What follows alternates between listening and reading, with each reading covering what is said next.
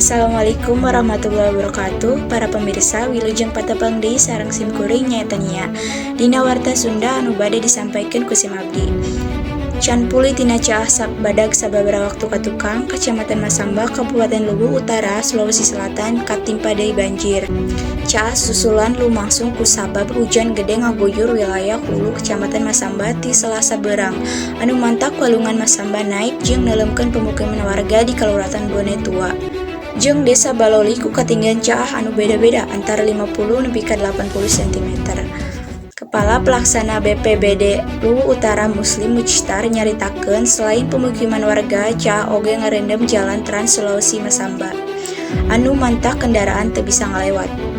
Muslim nyarita di sejumlah pemukiman warga teuleum nepi ka 1 meter. Anu mantak warga ngungsi ka tempat nu leuwih aman. Caah anu lumangsung ayeuna mangrupakeun caah susulan saenggeus saacana tinu minggon kapungkur.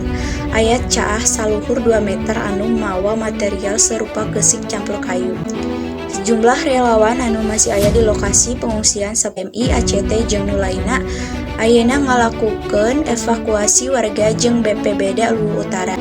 Pantauan di lokasi caah nu mulai naik ti Selasa Magrib ngantak warga reuas jeung pada ngelumpat ngajauhan ti sakitar walungan sangkan ngahindar perkara nu teu dipikahayang. Sekian dari saya. Wassalamualaikum warahmatullahi wabarakatuh.